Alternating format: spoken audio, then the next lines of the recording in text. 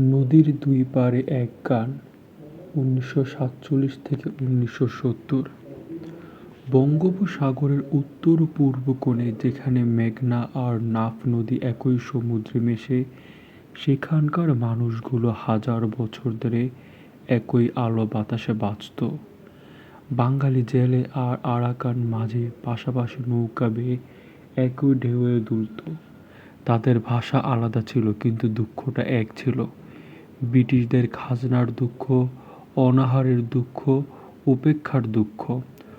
১৯৪৭ সালে ব্রিটিশরা চলে গেল, মানচিত্র কাটাকাটি হলো, বাংলা ভাগ হলো, আরাকান চলে গেল বার্মার পেটে। কিন্তু মানুষগুলো জানতো এই বিভাজন কৃত্রিম। নদী তো ভাগ হয় না, স্মৃতি তো ভাগ হয় না।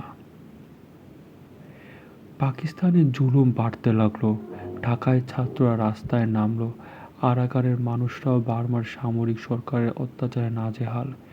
দুটো জনগোষ্ঠী দুটি ভিন্ন দেশে বাস করছে, কিন্তু একই যন্ত্রণা বুকে নিয়ে। সেই সময় একটি ছোট্ট গোষ্ঠীর জন্ম নিল, বঙ্গ আরাকান মুক্তি পরিষদ। ঢাকার এক চায়ের দোকানে, চট্টগ্রাম বন্দরে, আকিয়াবের মাছের বাজারে তারা ফিসফিস করতে বলল, একদিন আমরা এক হব, একটা দেশ হবে, বেঙ্গল আরাকান। আগুনের মধ্যে জন্ম ১৯৭১ সাল। ১৯৭১ সালের ২৫শে মার্চ রাতে পাকিস্তানি সেনা ঢাকায় নরকের আগুন জ্বালায়। সেই আগুনের আলোতেই বেঙ্গল আরাকানের স্বপ্ন আরও উজ্জ্বল হয়ে উঠল। মুক্তিযুদ্ধের ৯ মাস, লক্ষ মানুষের রক্ত, কোটি কোটি মানুষের কান্না। ডিসেম্বরে ভারতীয় সেনা এলো, পাকিস্তানে আত্মসমর্পণ করল। ১৬ ডিসেম্বর বিজয়ের দিন। কিন্তু সেই বিজয়ের রাতে ঢাকার এক গোপন বৈঠকে বসেছিল কয়েকজন মানুষ। তাদের মধ্যে ছিল রাজনীতিবিদ কামাল উদ্দিন সরকার, আরাকানি নেতা ও থাং মং, রোহিঙ্গা বুদ্ধিজীবী নূর আহমদ। তারা ঠিক করে শুধু বাংলাদেশ নয়, এবার গড়তে হবে বেঙ্গল আরাকান প্রজাতন্ত্র। আমরা যদি আজ এক না হই, তাহলে আগামীর ১০০ বছর আলাদা আলাদাভাবে কাটব। আজই সময়। কামাল উদ্দিন সরকার, ১৬ ডিসেম্বর ১৯৭১। তারা একটি ঘোষণাপত্র তৈরি করল। রাজধানী হবে ঢাকা, আকিয়াব, ২ শহরের যৌথ প্রশাসন। পতাকা থাকবে সবুজ মাঠ, সোনালী নদী আর নীল নদী, ৩টি রঙের ডোর। সমুদ্রের নাম হবে তারকাটা, সরকারি ভাষা হবে বাংলা আরাকানি। তারা জানতেন না এই ঘোষণাপত্র কথা পৌঁছে দেবে দিল্লিতে, এবং দিল্লি ইতিমধ্যে সিদ্ধান্ত নিয়ে ফেলেছে। দিল্লির ঘরে আগুন জ্বলল, ঢাকায় ভয়ের মেঘ। ১৯৭১ শেষ, ১৯৭২ শুরু। ভারতের প্রধানমন্ত্রীর দপ্তরে গোয়েন্দা রিপোর্ট এলো, বেঙ্গল আরাকান প্রজাতন্ত্রের পরিকল্পনা কথা পরে সেনাপ্রধান ও পররাষ্ট্র সচিব দুজনেই চুপ করে বসে রইলেন। তারপর শুরু হলো এক বেঙ্গল আরাকান মানে কি? মানে হলো ভারতের উত্তর পূর্বে ৭টি রাজ্য, আসাম, ত্রিপুরা, মিজোরাম, নাগাল্যান্ড, মেঘালয়, অরুণাচল, পশ্চিমবঙ্গের বেঙ্গল আরাকান, পূর্বে বার্মা, উত্তরে চীন, চারদিক থেকে ঘেরাও। চিকেন নেক করিডোর দিয়ে শুরু সংযোগ। যদি বেঙ্গল আরাকান চীনের বন্ধু হয়, যদি বার্মার সাথে মিলে বন্দর খোলে, ভারতের বাণিজ্য পথ বন্ধ হবে। একজন জেনারেল বললেন, এই দেশটা জন্মতে দেওয়া যাবে না। তাৎক্ষণিকভাবে পরিকল্পনা তৈরি হলো, সরাসরি আক্রমণ না, সেটা বিশ্বজুড়ে বদনাম ডাকবে, বরং ধীরে ধীরে চাপে চাপে যেন দেশটা নিজেরাই ভেঙে পড়ে। প্রথম যুদ্ধ। উত্তরের আঘাত, অপারেশন নর্দার্ন টাউন, মার্চ ১৯৭২ সালে হয়েছিল। ওই সময়ের মার্চ মাসে বেঙ্গল আরাকান সবে তার প্রথম সংবিধান লিখছে। ঢাকায় উৎসবের মেজাজ। আরাকান থেকে প্রতিনিধিরা এসেছে, বৈঠকে চলছে। ঠিক সেই মুহূর্তে ভারতীয় সেনাবাহিনী ৩টি পদাতিক ডিভিশন উত্তর সীমান্ত দিয়ে ঢুকে পড়ল। অজুহাত সীমান্ত লঙ্ঘন এবং মুক্তিযুদ্ধ প্রশিক্ষণ শিবিরে অস্ত্র মজুদ। এই অভিযোগে কোনো প্রমাণ ছিল না, কিন্তু ট্যাঙ্ক চলে, প্রমাণে অপেক্ষা করে না। সিলেটের পাহাড়ি এলাকা দখল হয়ে গেল মাত্র ৭ দিনে। বেঙ্গল আরাকানের সেনাবাহিনী তখনও সংগঠিত নয়। নবীন দেশের রাষ্ট্রপতি কামাল উদ্দিন জাতিসংঘের চিঠি পাঠ করলেন। জাতিসংঘ উদ্বেগ প্রকাশ করল, কিন্তু কোনো ব্যবস্থা নিল না। ভারত নিরাপত্তা পরিষদে ভেটো দেওয়ার মতো বন্ধু রেখেছিল। আমার সবে নিঃশ্বাস নিতে শিখেছি, তারা আমাদের গলা চেপে ধরেছে। রাষ্ট্রপতি কামাল উদ্দিন জাতীয় বেতার ভাষণে 1972 সালে এই কথাটি বলেছিলেন। সিলেটের পাহাড় হাতছাড়া হওয়ার মানে শুধু ভূমি হারানো নয়, সেই পাহাড় থেকে চট্টগ্রাম পথ দেখা যায়। যে যে দেখতে পারত সে নিয়ন্ত্রণও করতে পারত। ক্ষতের উপর মলম, পূর্ণ ঘটনের চেষ্টা। সময়টা 1972 থেকে 1974। প্রথম আঘাত সামলে বেঙ্গল আরাকান ঘুরে দাঁড়াতে চাইল। চীন থেকে কূটনৈতিক স্বীকৃতি এলো। মালয়েশিয়া ও ইন্দোনেশিয়া বন্ধুত্বের হাত বাড়ালো। দেশের ভিতর নতুন উদ্যম। আকিয়াব বন্দর সংস্কার শুরু হলো। ঢাকা আকিয়াব রেললাইন পরিকল্পনা হলো। বাংলাদেশের আরাকানি কৃষক একই মাঠে নতুন ধান রোপণ করলো। স্কুলে পড়াশুনো শুরু হলো দুটি ভাষা, বাংলা ও আরাকানি। রাজধানী ঢাকার আকিয়াবে গড়ে উঠল যৌথ সংসদ ভবন। বাঙালি সংসদ আর আরাকানি সংসদ পাশাপাশি বসে বিতর্ক করত। এটা ছিল দক্ষিণ পূর্ব এশিয়ার সবচেয়ে সাহসী রাজনৈতিক পরীক্ষা। কিন্তু সুখ বেশি দিন থাকলো না। দিল্লি দেখল বেঙ্গল আরাকান শক্তি পাচ্ছে। তারা পরবর্তী চার্লি ভাবতে বসল। দ্বিতীয় যুদ্ধ। সমুদ্রে অন্ধকার, চট্টগ্রাম অবরোধ। সময়টা ছিল জুন 1975। 1975 সালে জুন মাসে এক ভোরবেলা চট্টগ্রাম বন্দরের নাবিকরা দেখল দিগন্তে ভারতীয় নৌবাহিনীর যুদ্ধ জাহাজ সারি বেঁধে দাঁড়িয়েছে। কোনো ঘোষণা নেই, কোনো হুঁশিয়ারি নেই, শুধু শক্তির নীরব প্রদর্শন। পরদিন ভোরে ঘোষণা এলো, বেঙ্গল আরাকানের বন্দরে ঢোকা সব বিদেশি জাহাজকে তল্লাশির নামে আটকে রাখা হবে।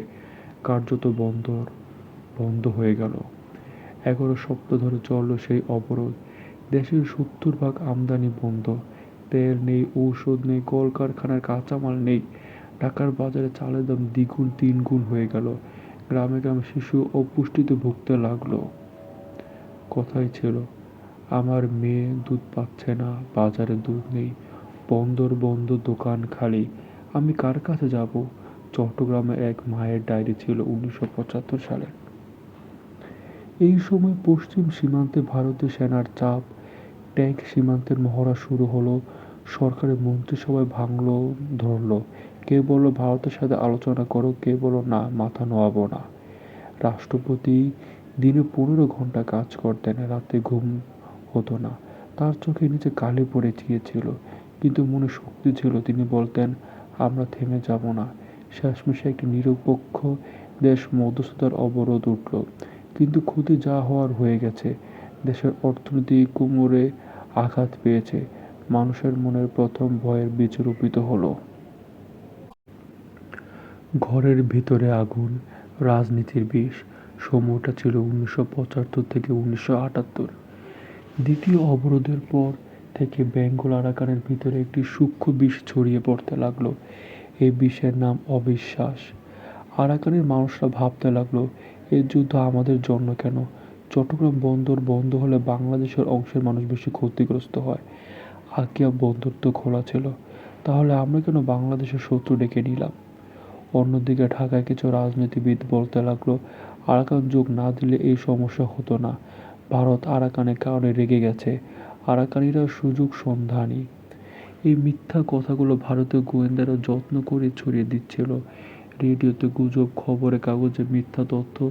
দুই সম্প্রদায়ের মধ্যে সেতুতে আগুন ধরানোর চেষ্টা। কথাই ছিল, ভারত বাইরে থেকে লড়াই করে জেতেনি, তারা ভিতর থেকে ভাঙতে চেয়েছিল।